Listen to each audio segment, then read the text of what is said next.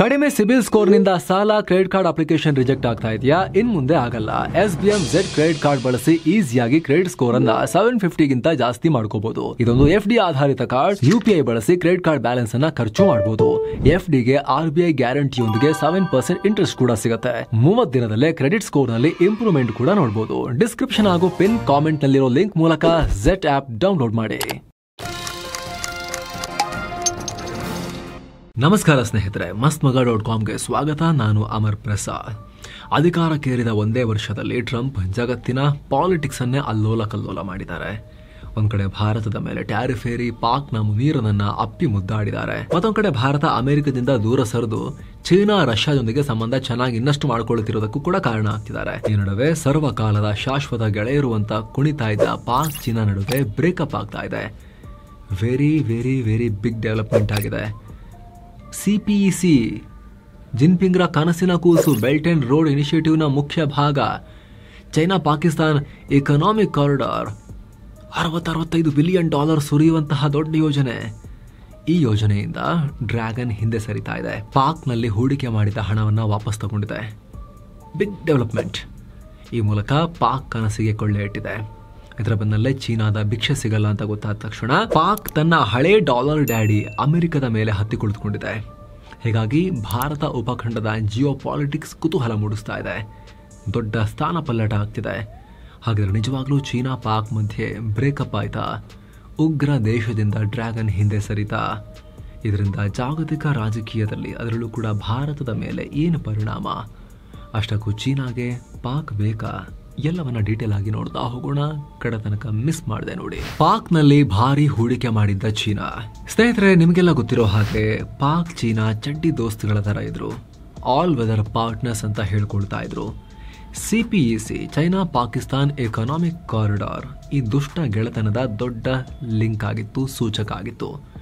ಮಾತಿಸಿದ್ರಿಬ್ರು ಕೂಡ CPEC ಅಂತಿದ್ರು. ಆದರೆ ಇಂಥ ಪ್ರಾಜೆಕ್ಟ್ನ ದೊಡ್ಡ ಡೀಲ್ನಿಂದ ಪಾಕಿಸ್ತಾನ ಕೈಕೊಟ್ಟು ಚೀನಾ ಇದರಿಂದ ಹಿಂದೆ ಸರಿದಿದೆ. ಇದು ಅರ್ಥ ಆಗಬೇಕು ಅಂದ್ರೆ ನಾವು CPEC ಬಗ್ಗೆ ಸ್ವಲ್ಪ ತಿಳ್ಕೋಬೇಕು. ನಿಮಗೆ ಗೊತ್ತಿರೋ ಹಾಗೆ CPEC ಪಾಕ್ನ ಅರಬ್ಬಿ ಸಮುದ್ರದ ಗ್ವಾದರ್ ಬಂದರಿನಿಂದ ಚೀನಾದ ವಾಯುವ್ಯ ಪ್ರದೇಶದಲ್ಲಿರೋ ಶಿಂಜಿಯಾಂಗ್ ಪ್ರಾಂತ್ಯವನ್ನ ಕನೆಕ್ಟ್ ಮಾಡೋ ದೊಡ್ಡ ಪ್ರಾಜೆಕ್ಟ್.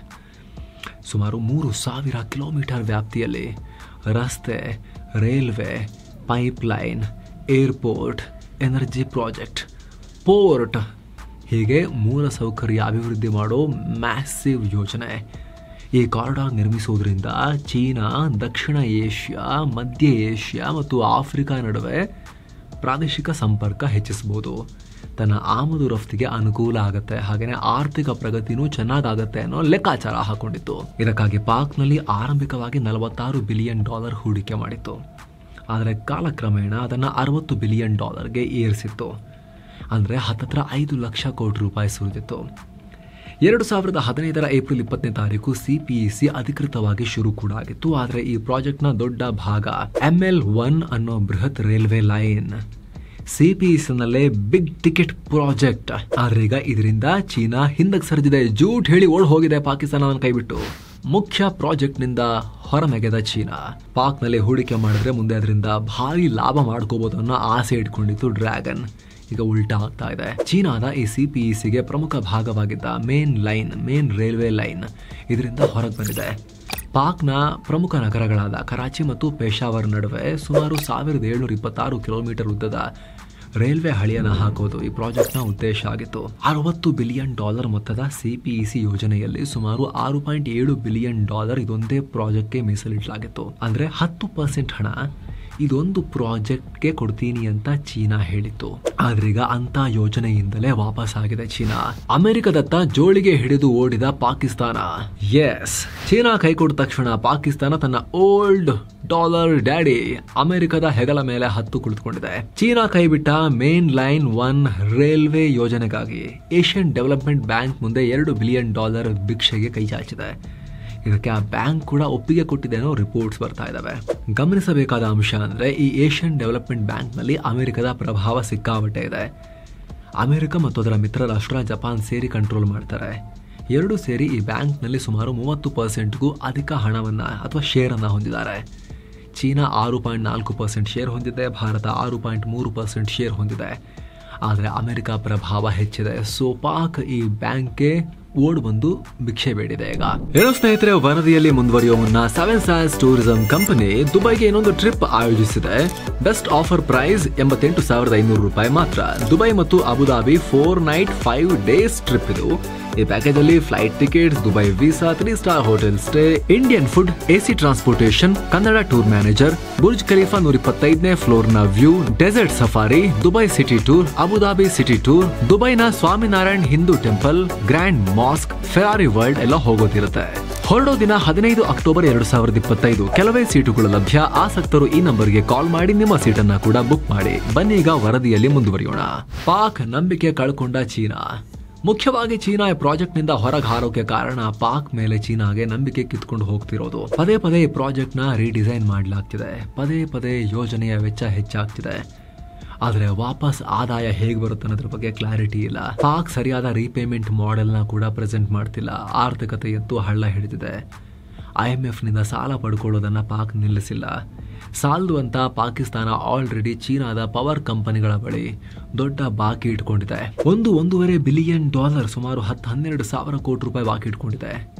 ಇದೇನ್ರಿ 12 ಸಾವಿರ ಕೋಟಿ ರೂಪಾಯಿ ಒಂದು ರಾಷ್ಟ್ರಕ್ಕೆ ದೊಡ್ಡದೇನ್ರಿ ಅಂತ ನೀವು ಕೇಳ್ಬೋದು. ಆದ್ರೆ ನಾವಿಲ್ಲಿ ಮಾತಾಡ್ತಿರೋದು ಪಾಕ್ ಬಗ್ಗೆ. ಅದನ್ನ ಮೈಂಡಲ್ಲಿ ಇಟ್ಕೊಂಡೇ ಯೋಚನೆ ಮಾಡಿ. ಎಷ್ಟೊಂದು ಬಾಕಿ ಇದ್ರೆ ಅದ್ರ ಜೊತೆಗೆ ಸೆಕ್ಯೂರಿಟಿ ರಿಸ್ಕ್ ಬೇರೆ. ಪಾಕ್ನಿಂದ ಪ್ರತ್ಯೇಕ ರಾಷ್ಟ್ರಕ್ಕಾಗಿ ಸಂಘರ್ಷ ಮಾಡ್ತಿರೋ ಬಲೂಚಿಗಳು ಹರಿದು ಮುಗ್ತಾ ಇದ್ದಾರೆ.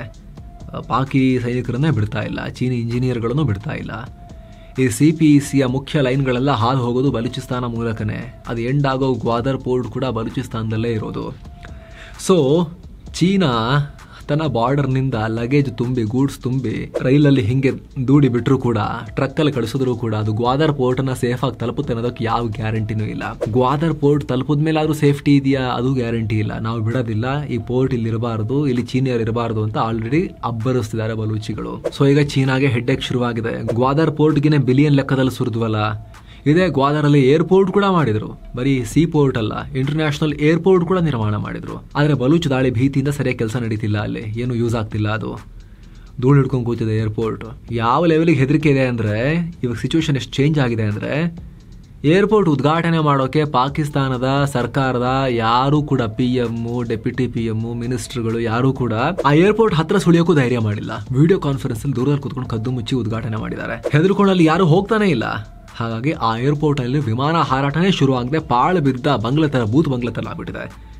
ನಮ್ಮ ನೆಲದಲ್ಲಿ ಹೂಡಿಕೆ ಮಾಡೋರು ನೀವ್ಯಾರು ಅಂತ ಬಲೂಚಿ ಪಡೆ 2017ರಿಂದ ಇದುವರೆಗೂ 21 ಚೀನಿಯರನ್ನ ಬಲೂಚಿಸ್ತಾನದಲ್ಲಿ ಹತ್ಯೆ ಮಾಡಿದೆ. ಹೀಗಾಗಿ ರಿಸ್ಕ್ ಯಾಕೆ ಅಂತ ಹೇಳಿ ಚೀನಾ CPECನ ದೊಡ್ಡ ಪ್ರಾಜೆಕ್ಟ್ ಒಂದರಿಂದ ಹಿಂದೆ ಸರಿತಾ ಇದೆ ಅಂತ ವಿಶ್ಲೇಷಿಸಲಾಗ್ತಾ ಇದೆ. ಟ್ರಂಪ್ ಮುದ್ದಾಟಕ್ಕೆ ಡ್ರ್ಯಾಗನ್ಗೆ ಉರಿ, ಭಾರತಕ್ಕೆ ಹತ್ತಿರವಾಗುವ ಇಂಗಿತ. ಪಾಕ್ ಚೀನಾ ಒಂದು ಗತಿಗೆಟ್ಟ ರಾಷ್ಟ್ರ ಅಂತ ಚೀನಾಗೆ ಇವಾಗ ಗೊತ್ತಾಗ್ತಿದ್ಯಾ? ಇಲ್ಲ, ಗೊತ್ತಿದ್ದು ಭಾರತವನ್ನ ಕೆಣಕೋಕೆ ಅಂತ ಜೊತೆಗೆ ಇಟ್ಕೊಂಡಿತ್ತು. ಆದರೆ ಪಾಕ್ ಟ್ರಂಪ್ ಸಂಘ ಮಾಡ್ತಿರೋದು ಚೀನಾ ಹಿಂದೇಟ್ ಹಾಕೋಕೆ ಮೂಲ ಕಾರಣ ಅಂತ ಲೆಕ್ಕಾಚಾರ ಮಾಡಲಾಗ್ತಿದೆ. ಪಾಕ್ನಲ್ಲಿ ನಾವು ಇಷ್ಟೆಲ್ಲ ಸಾವಿರಾರು ಕೋಟಿ ರೂಪಾಯಿ ಹೂಡಿಕೆ ಮಾಡ್ತಾ ಇದ್ರೆ, ಇಷ್ಟು ದಿವಸ ಮೊನ್ನೆ ತನಕ ನಮ್ಮ ಡ್ರ್ಯಾಗನ್ ಬಾಲದಲ್ಲಿ ಜೋಕಾಲಿ ಆಡ್ತಾ ಇದ್ದ ಪಾಕಿಸ್ತಾನ ಲವಲವಿಕೆಯಿಂದ ನಗನಗುತ್ತಾ, ನೀವು ನಮ್ಮ ಐರನ್ ಬ್ರದರ್ಸು, ನೀವು ನಮ್ಮ ಸಾಗರದ ಆಳದಷ್ಟು ಸಂಬಂಧ ಹೊಂದಿರೋ ನಮ್ಮೊಟ್ಟಿಗೆ ನೀವು ಅಂತ ಕುಣಿತಾ ಇದ್ರು. ಈಗ ನೋಡಿದ್ರೆ ಆಸಿಮ್ ಮುನೀರ ಡ್ರ್ಯಾಗನ್ ಬಾಲದಲ್ಲಿ ಜೋಕಾಲಿ ಆಡ್ತಿದ್ದವರು ಸೀದಾ ಜಿಗಿದು ನೆಗೆದು ಹಾರ್ ಹೋಗಿ ಟ್ರಂಪ್ ತೊಡೆ ಮೇಲೆ ಕುತ್ಕೊಂಡಿದಾರಲ್ಲ, ಅದು ಚೀನಾಗೆ ಉರಿ ತರ್ತಾ ಇದೆ, ಸಿಟ್ಟು ಬರೆಸಿದೆ. ಅಮೆರಿಕದೊಂದಿಗೆ ಪಾಕಿಸ್ತಾನ ಕ್ಲೋಸ್ ಆಗ್ತಿದೆಯಲ್ಲ ಅಂತ ಚೀನಾ ಥಿಂಕ್ ಮಾಡ್ತಿದೆ. ಮೊದಲೇ ಟ್ರಂಪ್ ಪಾಕ್ನ ಸೇನಾ ಮುಖ್ಯಸ್ಥ ಆಸಿಮ್ ಮುನೀರ್ನ ಅಮೆರಿಕ ಕರೆಸ್ಕೊಂಡು ಚೆನ್ನಾಗಿ ವೈಟ್ ಹೌಸ್ ನಲ್ಲಿ ಅತಿಥಿ ಸತ್ಕಾರ ಮಾಡಿ ಕಳಿಸಿದ್ರು. ಅಲ್ಲದೆ ಭವಿಷ್ಯದಲ್ಲಿ ಅಮೆರಿಕ ಪಾಕ್ನಲ್ಲಿ ಹೂಡಿಕೆ ಮಾಡೋ ಬಗ್ಗೆನೂ ಡಿಸ್ಕಸ್ ನಡೆಸಿದ್ದಾರೆ. ಜೊತೆಗೆ ಪಾಕ್ನಲ್ಲಿ ಬೃಹತ್ ತೈಲ ನಿಕ್ಷೇಪಗಳನ್ನ ಅಮೆರಿಕ ಡೆವಲಪ್ ಮಾಡ್ತೀವಿ ಅಂತ ಹೇಳಿ ಒಪ್ಪಂದ ಮಾಡ್ಕೊಂಡಿದೆ ಅಂತ ಘೋಷಿಸಿದ್ರು. ಅಷ್ಟು ಮಾತ್ರ ಅಲ್ಲ, ಟ್ರಂಪ್ ಯಾವ ಲೆವೆಲ್ಗೆ ಹೋದ್ರಂದ್ರೆ, ಪಾಕಿಸ್ತಾನ ಹೆಂಗ್ ಬೆಳೆಯುತ್ತೆ ಅಂದ್ರೆ, ಮುಂದೊಂದು ದಿನ ಪಾಕಿಸ್ತಾನ ಯಾವ ಲೆವೆಲ್ಗೆ ತೈಲ ತೆಗೆಯುತ್ತಂದ್ರೆ ಭಾರತಕ್ಕೂ ತೈಲ ರಫ್ತು ಮಾಡಬಹುದು ಪಾಕಿಸ್ತಾನ. ಆ ರೀತಿ ಕಾಲ ಬದಲಾಗುತ್ತೆ ಅನ್ನೋ ಹೇಳಿಕೆ ಕೊಟ್ರು. ಇದು ಬರೀ ಭಾರತವನ್ನು ಮಾತ್ರ ಕೆರಳಿಸಿಲ್ಲ, ಚೀನಾವನ್ನೂ ಕೆರಳಿಸಿದೆ. ಅತ್ತ ಭಾರತದೊಂದಿಗೆ ಸಂಬಂಧ ಇಂಪ್ರೂವ್ ಮಾಡ್ಕೊಳ್ತಿದೆ ಚೀನಾ. 2 ದೇಶಗಳ ಗಡಿಯಲ್ಲಿ ಶಾಂತಿ ಸ್ಥಾಪನೆಯಾಗ್ತಿದೆ. ಕಳೆದ 5 ವರ್ಷಗಳಿಂದ ನಿಂತಿದ್ದ ನೇರ ವಿಮಾನಯಾನ ಸಂಚಾರ ಶುರುವಾಗ್ತಿದೆ. ಗಡಿಯಲ್ಲಿ ಭಾರತ ಮತ್ತು ಚೀನಾ ಗಡಿಯಲ್ಲಿ ವ್ಯಾಪಾರವನ್ನು ಮತ್ತೆ ಶುರು ಮಾಡೋಕ್ಕೂ ಕೂಡ ಮುಂದಾಗಿದ್ದಾರೆ. ಅಲ್ಲದೆ ಎರಡು ದೇಶಗಳು ಇನ್ನಷ್ಟು ಜಾಸ್ತಿ ವ್ಯಾಪಾರ ಮಾಡೋಕೆ ಕಮಿಟ್ ಆಗಿದ್ದಾರೆ. ಅಲ್ಲದೆ ಇತ್ತೀಚೆಗೆ ಚೀನಾದಲ್ಲಿ ನಡೆದ SCO ಮೀಟಿಂಗ್ ನಲ್ಲಿ ಚೀನಾ ಅಧ್ಯಕ್ಷ ಶಿ ಜಿನ್ಪಿಂಗ್ ಹಾಗೂ ರಷ್ಯಾ ಅಧ್ಯಕ್ಷ ಪುಟಿನ್, PM ಮೋದಿ ಅಪರೂಪಕ್ಕೆ ಮೂವರು ಸೇರಿ ಕ್ಲೋಸ್ ಆಗಿ ಮಾತಾಡಿರೋದು ಜಾಗತಿಕ ವಲಯದಲ್ಲಿ ಭಾರಿ ಚರ್ಚೆ ಕಾರಣ ಆಗಿತ್ತು. ಹೀಗಾಗಿ ಚೀನಾ ಪಾಕ್ ಬಿಟ್ಟು ಭಾರತದಲ್ಲಿ ಹೆಚ್ಚಿನ ಹೂಡಿಕೆ ಮಾಡಿದ್ರೆ ದೊಡ್ಡ ಲಾಭ ಮಾಡ್ಕೋಬಹುದು. ಉಗ್ರ ರಾಷ್ಟ್ರ ಪಾಕ್ನಿಂದ ಲಾಭ ಇಲ್ಲ ಅನ್ನೋ ಲೆಕ್ಕಾಚಾರಕ್ಕೆ ಚೀನಾ ಬಂದಿರಬಹುದು. ಭಾರತ ಚೀನಾ ಒಂದಾದ್ರೆ ಲಾಭ ಜಾಸ್ತಿ. ಮೊದಲನೇದಾಗಿ ಪ್ರಾದೇಶಿಕ ಶಾಂತಿ ಚೆನ್ನಾಗಾಗ್ಬೋದು. ಅಂದ್ರೆ ಭಾರತ ಚೀನಾ ನಡುವಿನ ಗಡಿ ಸಂಘರ್ಷ ಇತ್ಯರ್ಥಗೊಂಡ ಬಳಿಕ ದಕ್ಷಿಣ ಏಷ್ಯಾ ಭಾಗದಲ್ಲಿ ಉದ್ವಿಗ್ನತೆ ಕಮ್ಮಿ ಆಗ್ಬೋದು. ಎರಡು ದೇಶಗಳು ಕ್ಲೋಸ್ ಆದ್ರೆ ಇರೋ ವಿವಾದಗಳನ್ನ ಬಗೆಹರಿಸಿಕೊಂಡ್ರೆ ಇಂಡೋ ಪ್ಯಾಸಿಫಿಕ್ ಭಾಗದಲ್ಲಿ ಅಮೆರಿಕ, ಜಪಾನ್, ಆಸ್ಟ್ರೇಲಿಯಾದಂತಹ ಕೂಟಕ್ಕೆ ಪ್ರತಿಕೂಟವಾಗಿ ಒಂದು ದೊಡ್ಡ ಸವಾಲಾಗಿ ಇವರು ಬೆಳಿಬಹುದು. ಮತ್ತೊಂದ್ ಕಡೆ ಪಾಕ್ ನಲ್ಲಿ ಅಮೆರಿಕ ತನ್ನ ಪ್ರೆಸೆನ್ಸ್ ನ ಈ ಹಿಂದಿನ ತರ ಮತ್ತಷ್ಟು ಜಾಸ್ತಿ ಮಾಡ್ಕೋಬಹುದು. ಯಾವಾಗೆಲ್ಲ ತನ್ನ ವಿರೋಧಿಗಳನ್ನ ಮಟ್ಟ ಹಾಕೋಕೆ ಅಮೆರಿಕ ಪಾಕ್ ನೆಲವನ್ನ ಬಳಸಿಕೊಂಡಿತ್ತು, ಅದೇ ಸ್ಟ್ರಾಟಜಿಯನ್ನ ಭವಿಷ್ಯದಲ್ಲಿ ಕಂಟಿನ್ಯೂ ಮಾಡಬಹುದು. ಇದರ ಮೂಲಕವೇ ಅಫ್ಘಾನಿಸ್ತಾನ ಹಾಗೂ ಸೆಂಟ್ರಲ್ ಏಷ್ಯಾದಲ್ಲಿ ತನ್ನ ಪ್ರಭಾವ ಹೆಚ್ಚಿಸಿಕೊಳ್ಳೋಕೆ ಪ್ರಯತ್ನ ಪಡಬಹುದು. ಆದ್ರೆ ಭಾರತದಂತಹ ದೊಡ್ಡ ರಾಷ್ಟ್ರವನ್ನ ಕಳ್ಕೊಂಡ್ಬಿಡ್ತೀವಿ ಅನ್ನೋ ಆತಂಕ ಅಮೆರಿಕಗಿದ್ದೇ ಇರುತ್ತೆ. ಏನು, ಪಾಕ್ಗೆ ಚೀನಾ ಬದಲು ಅಮೆರಿಕದಿಂದ ಹೆಚ್ಚಿನ ಆರ್ಥಿಕ ನೆರವು ಹರಿದು ಬರ್ಬೋದು. ಆದರೆ ಭಾರತದೊಂದಿಗೆ ಗಡಿಯಲ್ಲಿ ಬಾಲ ಬಿಚ್ಚೋದು ಕಮ್ಮಿ ಆಗುತ್ತೆ. ಹಾಗೆ ಚೀನಾ ಭಾರತದ ಪರ ಇರೋದ್ರಿಂದ ಪಾಕ್ನ ಉಪಟಳ ಗಣನೀಯ ಪ್ರಮಾಣದಲ್ಲಿ ಕಮ್ಮಿ ಆಗ್ಬೋದು. ಚೀನಾ ಸಪೋರ್ಟ್ ಇದೆ, ಶಸ್ತ್ರಾಸ್ತ್ರ ಕೊಡ್ತಾರೆ. ಕಾಶ್ಮೀರ ವಿಚಾರದಲ್ಲಿ ಚೀನಾ ಕೂಡ ಪಾಲುದಾರ, ಏನು ಮಾಡೋಕ್ಕಾಗಲ್ಲ ಭಾರತ ಅಂತ ಎಗರ್ತಿತ್ತು ಪಾಕಿಸ್ತಾನ, ಅದಕ್ಕೆ ಕಮ್ಮಿ ಆಗ್ಬೋದು. ಇದೆಲ್ಲಕ್ಕಿಂತ ಹೆಚ್ಚಾಗಿ ಭಾರತ, ಚೀನಾ, ರಷ್ಯಾ ಜೊತೆ ಮುಂಚಿನಿಂದಲೂ ಕ್ಲೋಸ್ ರಿಲೇಷನ್ಸ್ ಹೊಂದಿವೆ. ಹೀಗಾಗಿ ಈಗ ರಷ್ಯಾ ಜೊತೆ ಸೇರಿ ಈ ಎರಡು ರಾಷ್ಟ್ರಗಳು ಜಗತ್ತಲ್ಲಿ ಅಮೆರಿಕ ಪ್ರಾಬಲ್ಯಕ್ಕೆ ಸವಾಲಾಗಿ ಪರಿಣಮಿಸಬಹುದು. ಅಂದ್ರೆ ಬ್ರಿಕ್ಸ್ ನಂತ ಒಕ್ಕೂಟಗಳನ್ನ ಇಟ್ಕೊಂಡು ಅಮೆರಿಕ ಪ್ರಾಬಲ್ಯದ ನ್ಯಾಟೋ, IMF ನಂತ ಗುಂಪುಗಳಿಗೆ ಪ್ರತಿಸ್ಪರ್ಧಿಯಾಗಿ ಬೆಳಿಬಹುದು. ಹಾಗೆ ಚೀನಾ, ಭಾರತ, ರಷ್ಯಾ ಮೂವರು ಸೇರಿ ವಿಶ್ವಸಂಸ್ಥೆಯಲ್ಲಿ ಹಾಗೆ ಜಾಗತಿಕವಾಗಿ ಅಮೆರಿಕ ಪ್ರಭಾವವನ್ನ ಡೌನ್ ಮಾಡೋಕ್ಕೂ ಎಫರ್ಟ್ ಹಾಕಬಹುದು. ಈ ಬಗ್ಗೆ ನಿಮ್ಮ ಒಪಿನಿಯನ್ ಏನು ಸ್ನೇಹಿತರೆ ಕಾಮೆಂಟ್ ಮಾಡಿ ತಿಳಿಸಿ. ಮತ್ತೆ ಭೇಟಿ ಆಗ್ತಿರೋಣ. ನಮಸ್ತೆ.